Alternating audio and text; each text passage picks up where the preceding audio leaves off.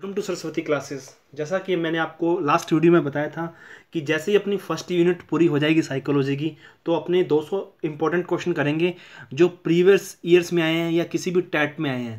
तो अपने स्टार्ट करते हैं पहले यूनिट का, जो मैंने आपको कराई थी, जिसमें अपने ग्रोथ और डेवलपमेंट के बारे में बात की थी, फिर उनके प्रिंसिपल के बारे में बात की थी, फिर उनकी स्टेजेस के बारे में बात की थी, और ये तीनों पार्ट कंप्लीट करने के बाद अपने 200 इंपॉर्टेंट क्वेश्चन करने के लिए कहा था। तो अपने स्टार्ट करते हैं। तो पहला क्वेश्चन है, कहता है कि बालकों में कौशल विकास का सही क्रम है। तो बालकों में कौशल विकास का सही क्रम है। तो पहला है बोलना, सुनना, लिखना, पढ़ना। फिर दूसरा ऑप्शन है सुनना, बोलना, पढ़ना, लिखना। फिर है पढ़ना, लिखना, बोलना, सुनना, लिखना, पढ़ना, सुनना, बोलना। तो मैं आपको एक बात बताता हूँ इससे पहले। तो एक तरफ तो सभी थिंकर, जितने भी साइकोलॉजी के थिंकर हैं ना, जितने भी अच्छे अच्छे थिंकर हैं, जो भाषा मनोविज्ञान के थिंकर हैं, ठीक है। तो एक तरफ है मारिया मोंटेसरी, मारिया मोंटेसरी। जितने भी लैंग्वेज के थिंकर हैं, चाहे वो अपने बात करें फ्रोबेल हो, चाहे वो वहार्प हो, चाहे वो अपने स्किनर की बात करें, चाहे वाइगोस्टी की बात करें, या चाहे अपने किसी भी थिंकर की बात करें, वो सब कहते हैं कि जो बच्चे का विकास होना चाहिए, वो पहले तो उसको सुनना। जब तक उसमें श्रवण कौशल का विकास नहीं होगा, मतलब सुनने का विकास नहीं होगा, फिर उसके में बोलने का विकास होना चाहिए, फिर उसमें पढ़ने का विकास होना चाहिए, फिर उसमें लिखने का विकास होना चाहिए। ये तो सभी थिंकर मानते हैं, जितने भी सभी थिंकर हैं वो मानते हैं कि पहले बच्चे को मतलब लिसनिंग आनी चाहिए, ठीक है, लिसन, फिर स्पीक, ठीक है, फिर अपने को रीड, फिर राइट, ठीक है, रिटर्न या राइट, कुछ मर्जी लिखना हो जो। ये चारों क्रम का इस प्रकार विकास होना चाहिए। ये अपने इसको कहते हैं शॉर्ट फॉर्म में। अगर हिंदी की बात करें तो पहले क्या होगा, सुबोपल्ली। इट मीन्स पहले सुनना, बोलना, पढ़ना, लिखना। ये तो हिंदी में कर्म है, हिंदी में कर्म है। कई बार इंग्लिश में कर्म दिया तो क्या होता है, LSRW। ये इंग्लिश में ट्रिक है, इसके याद करने की एक छोटी सी ट्रिक है, कोई ट्रिक नहीं है, बस उनको पहले अक्षर को अपने लिखा गया है। ये तो सब थिंकर का मानना है। लेकिन जो मारिया मोंटेसरी हैं वो इन सबसे अलग हैं, और जो चीज़ सबसे अलग होती है वही एग्जाम में पूछी जाती है। तो मारिया मोंटेसरी का मानना है कि पहला क्रम सेम, दूसरा क्रम भी सेम, लेकिन तीसरी और चौथे में उसने हेर फेर किया है। उनका मानना है कि पढ़ने से पहले आदमी को या व्यक्ति को लिखना आना चाहिए। तो उनका मानना है कि पहले लिखना है, उसके बाद में पढ़ना है। तो उनका ये क्रम है। एक्चुअली सारे थिंकर का क्रम क्या है, LSRW। कौन सा, LSRW। लेकिन मारिया मोंटेसरी का मानना है कि LSWR। तो उन्होंने सिंपल अपने से पूछा है, सिंपल पूछा है कि बालक में कौशल विकास का सही क्रम है। तो पहले सुनना, बोलना, पढ़ना, लिखना। तो अब ऑप्शन कौन सा हुआ, बी। फिर आता है कि विकास के संबंध में असत्य कथन कौन सा है। तो मैंने आपको विकास के मतलब डेवलपमेंट के कम से कम 13 प्रिंसिपल पढ़ाए हैं, 13 प्रिंसिपल बताए थे आपको लास्ट वीडियो में। मैं उन सभी जितनी भी वीडियो बनाई है जो इस यूनिट से रिलेटेड है, उसके मैं आपको नीचे डिस्क्रिप्शन में लिंक दे दूंगा। जिन स्टूडेंट ने नहीं देखे, रिक्वेस्ट है कि वो लिंक या वो वीडियो जरूर देख लें, ताकि आपकी इस टॉपिक के प्रति क्लियरिटी बन जाए। और ये एग्जाम के व्यू से काफ़ी इंपॉर्टेंट टॉपिक है। तो पहला था विकास का मस्तिष्क अधोमुखी सिद्धांत। ये तो होता है, ये तो होता है। ये सिद्धांत क्या क्या होता है कि जो बालक का विकास होता है वो सिर से पैरों की ओर होता है, सिर से पैरों की ओर होता है। इस सिद्धांत को क्या कहते हैं, मस्तक अधोमुखी सिद्धांत, मस्तक अधोमुखी सिद्धांत, या प्रिंसिपल ऑफ डायरेक्शन, या प्रिंसिपल ऑफ डायरेक्शन। बच्चों का विकास वो सिर से पैरों की ओर होता है। तो ये कथन सही है। उसने असत्य पूछा है, विकास सामान्य से विशिष्ट की ओर होता है। तो जर्नल से किस की ओर होता है, स्पेसिफिक कंडीशन की ओर होता है। तो मैंने आपको कहा था कि पहले बालक घुटनों की दौड़े, घुटनों पर चलेगा, फिर सिंपल दौड़ेगा, फिर थोड़ा और सिंपल दौड़ेगा, तो फिर वो भागना स्टार्ट करेगा। तो ये क्या है, पहले घुटनों पर दौड़ा, फिर हल्का सा चलना सीखा, फिर उसने भागना सीखा। तो ऐसे थोड़ी पहले भागेगा, फिर चलना, फिर घुटनों पे। तो पहले वो जनरल क्रिया करेगा जो सब बच्चे करते हैं, घुटनों पे दौड़ेगा, फिर वो भागेगा सिंपल, फिर एक रेसर बनेगा। तो ये क्या है, ये भी एक क्रिया है, सामान्य से विशिष्ट, ये भी सिद्धांत है। तो विकास का पूर्वानुमान लगाया जा सकता है। तो मैंने आपको कहा था प्रिंसिपल ऑफ प्रेडिक्शन। तो अपने प्रेडिक्शन लगा सकते हैं, मतलब अपने भविष्यवाणी कर सकते हैं कि जो बच्चे का विकास होगा वो कैसा होगा। अपने एक उदाहरण भी दिया होगा कि पूत के पांव पालने में पहचान नहीं जाते हैं। तो अपने बचपन से बता सकते हैं कि बच्चा बड़ा होकर क्या बनेगा, तो उसके विकास के अपने पूर्वानुमान लगा सकते हैं, उसकी भविष्यवाणी कर सकते हैं। तो ये भी हो सकता है। अब लास्ट कौन सा रह गया, विकास सभी व्यक्तियों में समान होता है। ये गलत है। विकास होता जरूर है सभी व्यक्तियों में, लेकिन कुछ में अधिक होगा, कुछ में निम्न होगा। तो ये क्या है, ये गलत हो चुका है। तो आपने एक सिद्धांत पढ़ा होगा, प्रिंसिपल यूनिफॉर्म। वो तो होता है समान प्रतिमान का सिद्धांत, विकास सब में होता है, लेकिन ये थोड़ी है कि विकास सब में समान होगा। तो ये क्वेश्चन क्या होगा, ये आंसर गलत हुआ। अब जीवन का बसंत काल कहते हैं, अब जीवन का बसंत काल कहते हैं, इसके लिए भी एक अच्छी सी अपने, अब जीवन का बसंत काल किसे कहते हैं, एक बात और बता दूं, यहाँ मैं सब बातें बता चुका हूँ आपको प्रीवियस वीडियो में, लेकिन फिर भी एक अर्ली मतलब एक अपने थिंक बनाए थे, जो व्यक्ति पहली बार देख रहे हैं उनके लिए अच्छी थिंकिंग होगी। तो जीवन का सबसे कठिन काल, अपने जीवन का सबसे कठिन काल बसंत ऋतु काल, ठीक है। और कौन सा हुआ, जीवन का स्वर्ण काल, गोल्डन पीरियड, जीवन का स्वर्ण काल। तार्किक चिंतन की अवस्था, तार्किक चिंतन की अवस्था, ये सारे क्या होते हैं, संघर्ष तूफान की अवस्था, तूफान आंधी की अवस्था, ये सारी किशोरावस्था की क्या है, विशेषताएं हैं स्टूडेंट, सारी किशोरावस्था की विशेषताएं हैं। कौन सी, जीवन का सबसे कठिन काल, कैफ और कठिन, कैफ और किलपैट्रिक, तो इसे किसने कहा है कि किशोरावस्था जीवन का सबसे कठिन काल है, तो कैफ और कठिन होता है, कैफ और किलपैट्रिक, तो ये किसने कहा है, किलपैट्रिक ने। संघर्ष तूफान आंधी की अवस्था किसने कहा है, इसे स्टेनले हॉल ने कहा है, स्टेनले हॉल ने कहा है। ये कुछ उसकी विशेषताएं जो जीवन का बयान करती हैं। अब तो कहा था जीवन का बसंत काल कहलाता है शैशवावस्था, बाल्यावस्था, किशोरावस्था या वृद्धावस्था, तो बसंत किसे कहते हैं, किशोरावस्था को। अब अगला क्वेश्चन है, क्रूपता की आयु कहलाती है पूर्व बाल्यावस्था, उत्तर बाल्यावस्था, पूर्व किशोरावस्था या उत्तर किशोरावस्था। अब आपको मैं कुछ एक स्टेज मैंने आपको पहले भी वृद्धि और विकास में बताया था, लेकिन दोबारा से आपको एक स्टेज का एक स्टेज बता रहा हूँ। पहली गर्भकालीन अवस्था जिसे प्रीनेटल स्टेज कहते हैं, किसे क्या कहते हैं, प्रीनेटल स्टेज कहते हैं।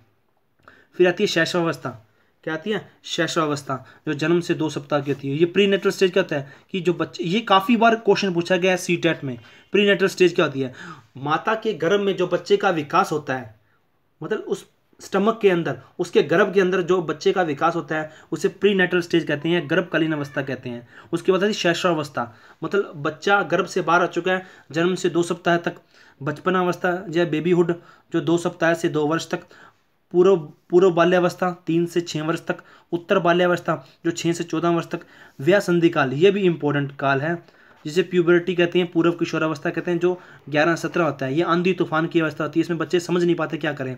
तो किशोरावस्था एडोलेंसेस, ये भी इंपॉर्टेंट अवस्था है। युवावस्था एडल्टहुड जो 21 से 40 वर्ष तक होती है।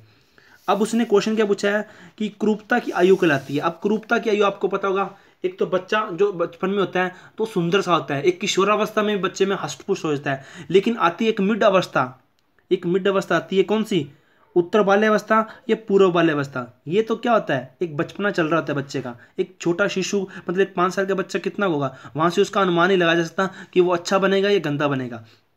लेकिन जैसे ही वो उत्तर बाल्यावस्था में आता है, 6 से 12 वर्ष के या 6 से 11 वर्ष के अंदर आता है, तो बच्चा क्या होता है, दुबला पतला, बाहें लंबी हो जाती हैं, टांगे लंबी होती हैं, धड़ पतला सा हो जाता है, तो वो क्रूपता की आयु कहलाती है। तो क्या होगी, उत्तर बाल्यावस्था। तो इसका आंसर क्या होगा, उत्तर बाल्यावस्था। उसके बाद किशोरों में काम प्रवृत्ति की निवृत्ति का उचित उपाय क्या है। अब किशोरों में जो काम प्रवृत्ति की, उत्तेजना की प्रवृत्ति होती है, उसको कैसे दूर किया जाता है, उचित उपाय क्या है साइकोलॉजी की तरफ से। तो एक तो सहानुभूति, ये तो हो ही नहीं सकता, क्योंकि पहले ही जो किशोर है वो अच्छे काम नहीं कर रहा, मतलब बुरे काम कर रहा है, अगर उसे सहानुभूति देंगे तो वो काम और बढ़ेगा। और दूसरा दमन, दमन तो हो ही नहीं सकता, क्योंकि किसी चीज़ को जितना दबाते हैं उतनी फैलती है, पाबंदी लगाएंगे तो भी वो गलत काम है। तो उत्तर क्या होगा, मार्गेंतीकरण। अब बच्चा काम प्रवृत्ति में ज़्यादा लीन है, तो अपने क्या करेंगे, उसको ऐसा काम देंगे कि वो उसकी तरफ बिल्कुल भी ध्यान आकर्षित ना करके, उसका रास्ता चेंज कर देंगे, मार्गेंतीकरण करेंगे, सब्लिमेशन कर देंगे, तो क्या होगा, ये हो जाएगा। उसके बाद ये वीर पूजा की अवस्था, वीर पूजा का समय किस अवस्था में होता है। अब आती है एक हीरो वर्शिप, हीरो वर्शिप। एक आती है age of beauty, age of beauty. एक आती है विद्रोह की अवस्था, विद्रोह की अवस्था। अब बच्चा विद्रोह कब करता है, जब किशोरावस्था में आएगा, क्योंकि जब उसके विचार और मतलब उसके माता पिता के विचार या प्रौढ़ के विचार उससे नहीं मिलते, तो अपने उनसे वो विद्रोह करने लग जाता है। कौन सी, किशोरावस्था में। एज ऑफ ब्यूटी, बच्चा कब सजना संवरना स्टार्ट करता है, जब विपरीत लिंगी का प्रभाव उस पर ज़्यादा पड़ता है। और विपरीत लिंगी का प्रभाव कब पड़ता है उसके ऊपर, मतलब अपोजिट सेक्स का प्रभाव उस पर कब पड़ता है, किशोरावस्था में, तो ये भी किशोरावस्था है। हीरो वर्शिप, वीर पूजा की अवस्था, वीर पूजा की अवस्था जो क्वेश्चन है वो क्या है, किशोरावस्था की विशेषता है, किशोरावस्था की विशेषता है। उसके कहते हैं भारत में बाल विकास का प्रारंभ कब हुआ था, भारत में बाल विकास का आरंभ हुआ था, वो हुआ था 1930 में। अब आता है मानव व्यवहार के अध्ययन के लिए बाल मनोविज्ञान विषय के लिए किस उपागम के अध्ययन किया जाता है, मानव व्यवहार के अध्ययन के लिए, कहता है किसी भी ह्यूमन बिहेवियर के लिए अगर अपने को ह्यूमन बिहेवियर चेक करना है तो बाल मनोविज्ञान विषय के लिए किस उपागम का अध्ययन किया जाता है, तो अपने व्यक्तिगत उपागम को भी चुनते हैं, दैहिक उपागम को भी चुनते हैं और प्रयोगात्मक उपागम को भी चुनते हैं। तो आंसर क्या हुआ, उपयुक्त सभी। अब कहता है मिलान की अवस्था कीजिए। अब ये क्वेश्चन क्या है, आपको एक क्वेश्चन और बताता हूँ उससे पहले, आपने अभी देखा था कुछ देर पहले देखा था गर्भकालीन अवस्था, प्रीनेटल स्टेज पीरियड, जो माता के गर्भ में बच्चे का विकास होता है, वो 3 चरणों में स्टूडेंट होता है, 3 चरणों में। वो चरण आपके सामने ही हैं प्रीनेटल स्टेज में। कैसे होता है, एक तो होती है बीजावस्था, भ्रूणिक अवस्था या डिंबावस्था। कौन सी, बीजावस्था, भ्रूणिक अवस्था या डिंबावस्था, जिसे जर्मिनल पीरियड कहते हैं। ये होता है स्टूडेंट मतलब गर्भधारण से 2 सप्ताह तक, गर्भधारण से, जब माता गर्भ धारण करती है, गर्भधारण से 2 सप्ताह तक, 2 सप्ताह तक। उसके बाद ये भ्रूणावस्था, भ्रूणीय या पिंडावस्था, इम्ब्रोरिक पीरियड, इम्ब्रोरिक पीरियड, इम्ब्रियोनिक पीरियड कहते हैं जिसे। ये होता है 2 सप्ताह से 8 सप्ताह तक, या किसी बुक में मैंने देखा है कि 24 सप्ताह भी देखा है। तो आप नेट पे चेक कर सकते हैं कि इसका क्या होगा, लेकिन बुक के अकॉर्डिंग जैसा वो क्वेश्चन पूछता है अपने वैसा फाइंड करेंगे। फिर रहता है पीरियड ऑफ फेटस, मतलब गर्भस्थ शिशु की अवस्था, तो वो कौन सी होगी, 8 सप्ताह से ये 24 सप्ताह से कब तक होगी, जन्म तक, जब तक बच्चा जन्म नहीं ले जाता। तो ये 3 अवस्थाएं हैं जो प्रीनेटल स्टेज में होती हैं, जब वो बच्चा माता के गर्भ में होता है। तो वो किस प्रकार विकास करता है, जर्मिनल पीरियड, एम्ब्रियोनिक पीरियड और पीरियड ऑफ फिटस। तो ये 3 अवस्थाएं हैं। तो ये कहता है कि इनको मिलान का करना है अपने को। पहला जर्मिनल पीरियड, तो ये गर्भधारण से 2 सप्ताह तक, ये मैंने आपको बताया था पहला, बिल्कुल मैच कर रहे से। एम्ब्रियोनिक पीरियड वो कहता है 2 सप्ताह से 24 सप्ताह या 8 सप्ताह तक, कुछ मर्जी दो, ये भी इससे मैच कर रहा है। और पीरियड ऑफ फिटस 24 सप्ताह से जन्म तक, ये भी इससे मैच कर रहा है। तो क्या होगा, ए का एक, बी का 1 और सी का 3rd, ये तीनों क्या होगा, इसका ऑप्शन क्या होगा, सी होगा 9th का। तो आगे कहते हैं हरलोक ने, कहता है कि हरलोक ने अपने वर्गीकरण में शैशवावस्था के अंतर्गत बालक की उम्र क्या बनी है। जो मैंने आपको ये बताया था, ये सारा डिस्क्रिप्शन दे रखा है बच्चे का विकास, ये हरलोक थिंकर था, उसकी ये टेबल थी, हरलोक की टेबल थी। ये टेबल बहुत इंपॉर्टेंट है, इसको रट लीजिएगा, पूरा पढ़ लीजिए, क्योंकि ये बहुत इंपॉर्टेंट टेबल है। तो क्या कहता है, हरलोक ने अपने वर्गीकरण में शैशवावस्था या इन्फेंसी के अंतर्गत बालक की उम्र मानी है। तो इन्फेंसी कितनी मानी है, जन्म से 2 सप्ताह तक। तो जन्म से 2 सप्ताह तक, हमारा आंसर क्या हुआ, ए। उसके बाद कहता है कि बाल्यावस्था के अंतर्गत बालक की उम्र मानी जाती है, बाल्यावस्था के अंतर्गत, चाइल्डहुड के अंदर बच्चे की उम्र मानी जाती है, वो कितनी मानी जाती है, तो वो कितनी होगी। अब चाइल्डहुड हमारे पास है 6 से, अब देखो ये देर का 2 सप्ताह से 2 वर्ष तक, ये तो हो नहीं सकती स्टूडेंट, 2 सप्ताह से 2 माह, ये तो नहीं हो सकती। 12 से 18, ये तो स्टूडेंट एडोलेंसेस होती है, किशोरावस्था होती है। अब रह कौन सी गई, 6 से 12। अब कहता है कि पूर्व किशोरावस्था, पूर्व किशोरावस्था में बालक की उम्र मानी जाती है। अब पूर्व किशोरावस्था, ये तो भाई किशोरावस्था ही पार कर चुकी है, ये तो बाल्यावस्था के अंतर्गत है, ये पहले कट गया, ये भी कट गया। हमारा आंसर क्या हुआ, 12 से वर्ष से 16 वर्ष तक। आप इसमें भी चेक कर सकते हो स्टूडेंट, आपको मिल जाएगी। ये लिखा व्यय संधिकाल या पूर्व किशोरावस्था, जिसे प्यूबर्टी कहते हैं, व्यय संधिकाल कहते हैं। तो ये 11 से 17 वर्ष तक, लेकिन उसने एक अनुमान दे दिया 12 से 16 वर्ष तक। तो हमारा आंसर क्या हुआ, 12 से 16 वर्ष तक। अब नेक्स्ट क्वेश्चन कहता है कि एल कारमाइकेल के अनुसार बाल मनोविज्ञान की समस्या है। तो एल कारमाइल के अनुसार क्या कहते हैं कि विकासशील मानव की मौलिक प्रक्रियाएं, ये भी सही है। बालक का वातावरण पर प्रभाव पड़ता है, बिल्कुल पड़ता है। वातावरण का बालक पर प्रभाव पड़ता है, बिल्कुल पड़ता है। तो आंसर क्या होगा, उपयुक्त सभी। अब कहता है कि 14वां क्वेश्चन देखिए, कहता है कि बाल मनोविज्ञान विषय के अंतर्गत, विषय के क्षेत्र के अंतर्गत अध्ययन की जाने वाली समस्याएं हैं। तो कौन सा होगा, इसका आंसर भी क्या होगा, उपयुक्त सभी। तो आप पढ़ सकते हैं ठीक है, अब आगे देखते हैं। 14 क्वेश्चन हमारे हो चुके हैं, 14 क्वेश्चन। अब आगे देखते हैं 15 क्वेश्चन।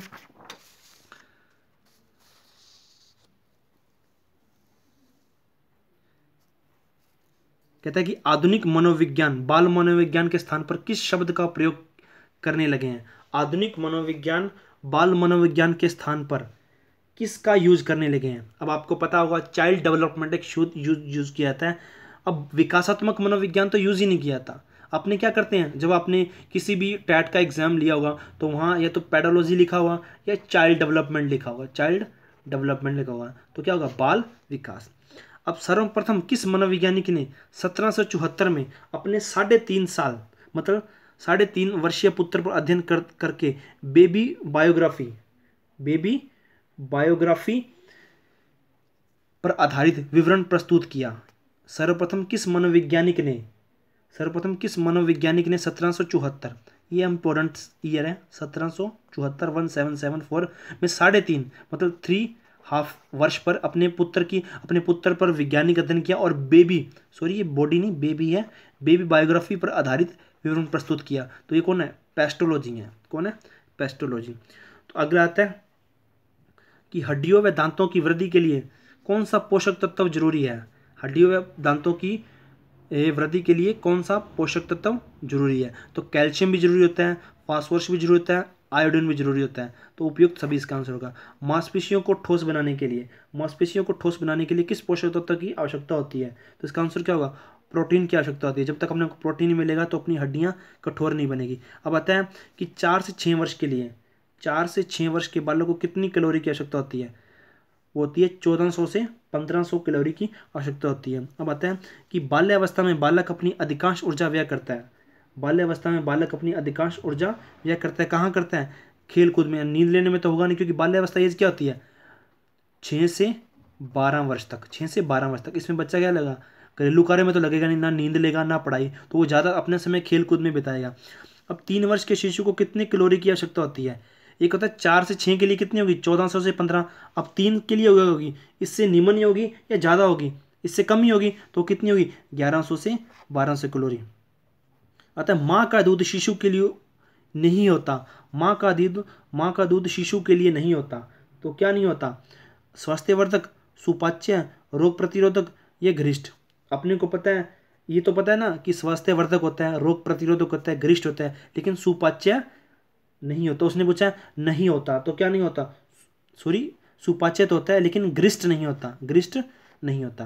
तो आता है शिशु को किस आयु तक स्तनपान अवश्य करवाया जाना चाहिए। कहता है कि जब एक छोटा शिशु है उसको किस आयु तक स्तनपान करवाना चाहिए। तो कितना आएगा, 2 वर्ष, 3 वर्ष, 6 माह, 12 माह। अब ये तो दोनों सही है स्टूडेंट, ये तो अपने को पता है कि 6 माह भी, क्योंकि 6 माह का शिशु बहुत छोटा होता है, 12 माह का भी छोटा होता है। तो इसका आंसर क्या होगा, किस आयु तक अवश्य करवाना चाहिए। यहाँ तक तो करवाना चाहिए, यहाँ तक भी करवाना चाहिए, लेकिन उसने पूछा अवश्य करवाना चाहिए, तो वो कितना होगा, 2 वर्ष तक करवाना चाहिए। अब बताए भोजन के मुख्य पोषक तत्व होते हैं।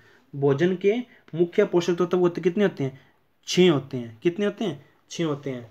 तो आइए अगला क्वेश्चन है 25। कहता है कि बालक के शारीरिक विकास पर सर्वाधिक प्रभाव पड़ता है। बालक के शारीरिक विकास पर सर्वाधिक प्रभाव किसका पड़ता है। अब शारीरिक विकास है भाई, अब शारीरिक विकास पर परिवार का थोड़ी पड़ेगा, कि परिवार उसको थोड़ी कहेगा तू शरीर बड़ा है ना बड़ा, समाज थोड़ी कहेगा, संवेग उसका पोषण कहेंगे। अगर वह पोषण अच्छा लेगा, प्रोटीन अच्छे लेगा, विटामिन अच्छे लेगा, तो ही उसका शारीरिक विकास होगा ना। तो क्या होगा इसका आंसर, शारीरिक विकास। अब आता है 26। कहता है कि